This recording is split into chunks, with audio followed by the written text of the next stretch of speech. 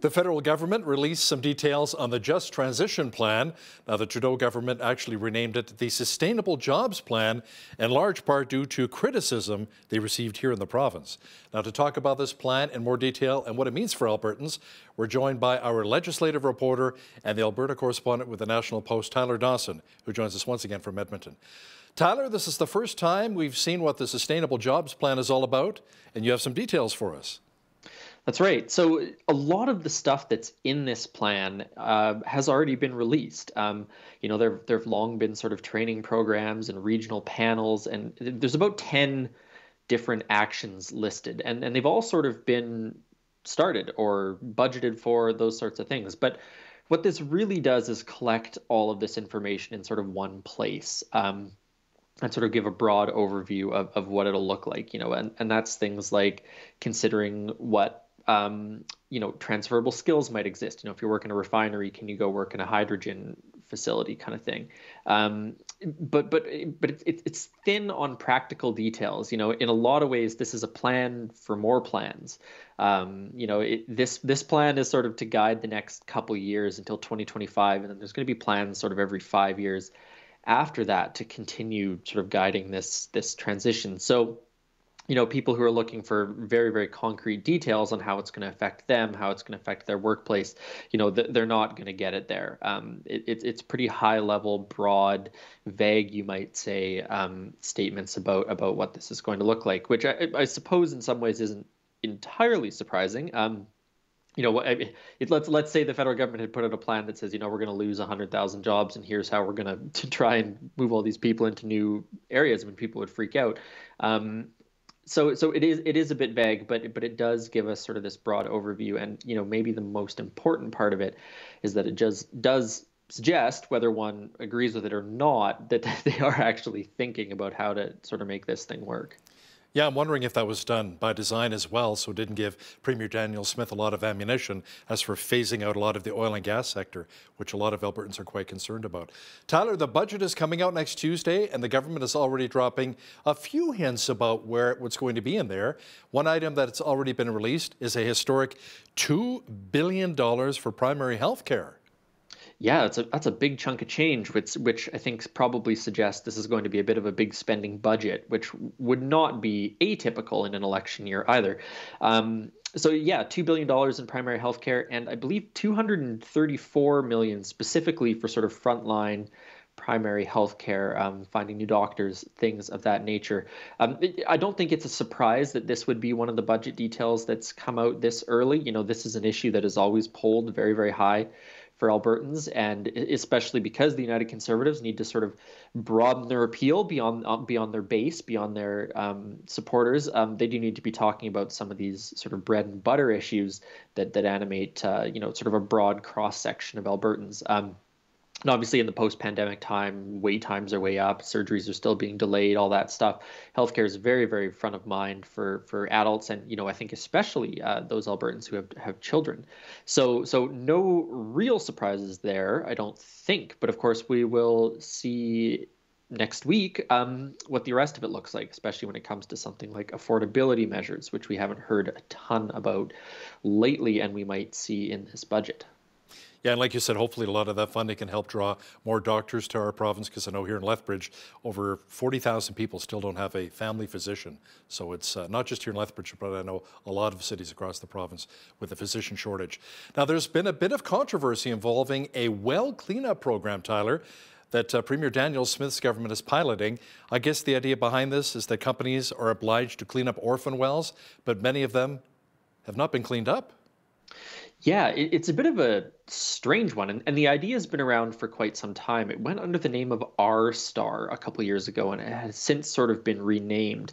But yeah, the idea is that there's all these orphan wells out there, some of them quite old, that haven't been cleaned up, and companies are legally obligated to clean them up and sort of return that land to sort of a usable state for landowners. And so the proposal by the government is basically saying, look, there are all these wells that haven't been cleaned up, and they might never be cleaned up unless we provide an incentive for it. So it's going to be a pilot project at this point. Details, it's still sort of in the development phase, I would say. And they're budgeting, I think, up to $100 million in royalty breaks for oil companies that go and clean up some of these wells. And Premier Danielle Smith has said the idea is to tackle some of these oldest, worst maintained sort of wells, the worst of the worst, to get them dealt with as soon as possible. Now, where the controversy comes in is, as I mentioned, companies, they have to do this anyways. So why is the government, essentially giving them a tax break or giving them tax dollars to go about cleaning them up? So it's funny because this is one of those things that actually had come up a little bit at the United Conservative Party conventions a couple times, and some of the people I've spoken to in the last few years who are really, from sort of a small c fiscal conservative perspective, concerned about this use of tax dollars to sort of bail out corporations to some extent. And that's a similar line to what you're seeing from the New Democrats on this. So will that go ahead? A little bit tough to say. What will the blowback be? I think there's going to be considerable political blowback, in the legislature. Does that transfer to sort of on the ground frustration and anger? That's a little bit harder to predict, I think. But an interesting program. And I should mention the other reason that this is really controversial is before Danielle Smith entered politics, she was sort of involved in the business sector, and she had sort of lobbied for this program. And now that she's in power, she's putting it in place. So there's a little bit of a, not to say that she has a conflict of interest, but her critics are sort of suggesting that there's a conflict of interest issue here as well. Tyler, we recently heard the verdict of Justice Paul Rulo's report saying the federal government had every right to invoke the Emergencies Act during the Freedom Convoy in Ottawa last winter. Now, Justice Rulo also made mention of the Coutts border blockade. He did. So the Coutts border blockade, I'm sure everyone in Lethbridge remembers that a little more clearly perhaps than those of us in Edmonton. I think it was 17 days long, and there's a handful of people facing rather serious sort of weapons charges in relation to that protest. And so Justice Rulo looked at Coutts as an example of why things had sort of spiraled out of control, beyond the local policing problems and local intelligence problems in Ontario and in Ottawa specifically. He said, look, this was a genuine crisis. You had some sort of extremist cells in Coutts. You had this lengthy blockade of a major economic corridor.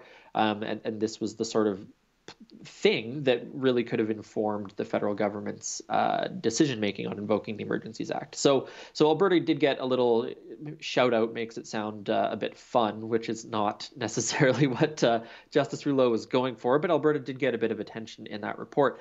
And I should also mention that Tyler Shandro, the Justice Minister, did come out and say, look, Paul Rulo's report does not change the government's view on it. They still think it was unnecessary, and they're going to continue to support the lawsuits that are in court over the use of the Emergencies Act. We're getting closer and closer to the provincial election, which is coming up on May the 29th. While we hear a lot about both the UCP and the NDP, there doesn't appear to be a lot going on with the other parties, including the Alberta Party and the Liberal Party. Tyler, like the United States, it appears like Alberta has become a two-party system here. Yeah, I feel like that's a question that political scientists are maybe watching and scratching their heads because, of course, in the last election, the Alberta Party had some presence, so did the Alberta Liberal Party. And, both those parties had seats, I think, not all that long ago. So it's sort of an interesting situation because both parties do have leaders at the moment. The Alberta Party in particular has a couple candidates here and there. But we're really not hearing very much from them. And, a little bit hard to say why. I mean, they're obviously small shops and it's hard to get media attention and those sorts of things. But it is interesting to see that when Stephen Mandel was the leader of the Liberal or Alberta Party, gosh, it's so confusing that they both have basically the same name. The Alberta Party, he managed to make it into news stories, much like Elizabeth May did as the Green Party of Canada leader. And we just don't hear very much from them. So maybe that'll change in the weeks or months ahead. But it is just notable that there are these two other parties, but they're, pretty quiet. Maybe they're hibernating in this cold snap. A few years ago, we had Stephen Mandel on our program, Bridge City News, and I asked him how he would sum up the Alberta Party. He says, we're fiscally conservative, but socially liberal. So I found that very interesting. Tyler, Trade Minister Rajan Sani has announced that she's not seeking re-election this spring. As we get closer to the election, do you think maybe we'll hear from more MLAs from both the UCP and NDP who may step down?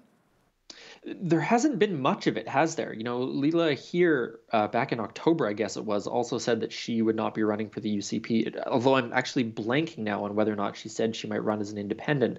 And I think Drew Barnes said he was going to run as an independent again as Yes. well, and is not, seeking to get back into the UCP. So you do have to wonder if some of the folks who ran against Danielle Smith for the leadership might not want to run this time around. But there hasn't been very much of it. There was a little bit of shuffling around back sort of in September, October. Minister Schweitzer, I believe, had left his position, so there could be some more of it. There may be some in the New Democrats, but you just have to wonder with everything that's gone on in the UCP in the last couple of years, if there's not a couple more people who aren't sort of throwing their hands up and deciding they might return to private life, I should say. Speaking of which, and former Premier Jason Kenney made the news recently as well because he's involved with a Calgary law firm. Yeah, Bennett Jones, I think, as sort of a political advisory sort of job. This is the sort of job that a lot of former politicians land in. At that firm, Christy Clark's involved. James Moore, his former colleague in the federal Conservatives, is involved there. So he has landed on his feet, shall we say. Tyler, it appears as though the province likes panels. I'm not talking about solar panels, but panels like the one headed up by former Reform Party leader Preston Manning. But now there's a 5-member panel which will be looking into the future of the oil and gas sector. That's right. It's a little bit of a joke in legislature circles. This government, this party loves panels. You had the Fair Deals panel. You had the panel looking into Alberta's expenditures. There's just a lot of them. And this one is, as you said, going to be looking at the future of the oil and gas sector. And it's sort of primarily industry veterans, a couple folks who worked for the Alberta Energy Regulator, sort of folks of that nature. And the interesting thing about this, I would say, is there's no real indication they're going to be consulting sort of outside experts or the public. This does seem to be sort of more an internal panel between industry and some of the ministers and the government. So in the context of the Just Transition Plan, in the context of the energy crisis that sort of resulted from the war in Ukraine, there's I think it's an interesting moment, I guess, to be convening a panel like this. So it'll be quite interesting to see what this panel comes back with about the future of the sector and where the province might want to take it. Tyler, Premier Danielle Smith was chatting on a radio show last weekend, and she raised concerns about mission creep on the part of professional organizations. Can you explain? Sure. So, there's all sorts of professions that are regulated by these organizations, psychologists, lawyers, doctors, to name probably the 3 most prominent. And the sort of 2 instances that have been in the news lately is psychologist Jordan Peterson, who's found himself in some trouble with the Ontario College of Psychologists. And then there was in Alberta, the Law Society of Alberta had rules essentially that lawyers needed to take a training program on Indigenous history and culture as sort of a fulfillment of one of the Truth and Reconciliation Commission's calls to action. So a caller to the radio program had asked Danielle Smith what she thought of this, and she said that she had some concerns about it and suggested that, if it continues to some point, she might be willing to take some government action. Now, she did say that would take considerable public consultation to figure something like that out. These societies are sort of more or less autonomous in the regulation of their professions, and I think something like that would probably generate a lot of blowback from the legal profession. But it's an interesting just sort of example of how I guess people have concerns about this and are wondering if government's going to step in some fashion. Before we let you go, let's chat about some of the recent polls talking about the popularity of the UCP and NDP. If an election was held today, I think the last time we chatted, the UCP was up by a few percentage points. Where do we stand now? I think it's about the same. It's been interesting because the UCP was trailing the New Democrats for such a long time. And, now 100 days out or so from the election, they appear to have got a little bit of a lead. And, they have a real opportunity next week with the budget to sort of solidify some of that. As we've talked about before, Calgary and the suburbs of Calgary in particular are really where the UCP and the New Democrats need to try and fight over some seats. So I think it'll be interesting to look at that budget and see what maybe targeted measures, what measures might be of interest to those voters. So it's hard for a government to get that much done at this point.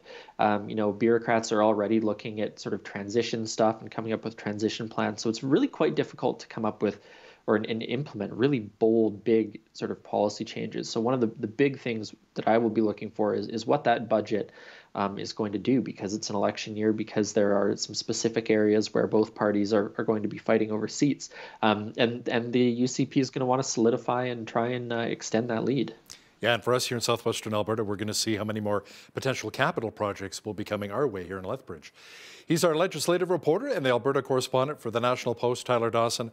Thanks so much for joining us today from Edmonton. Always a pleasure, Hal.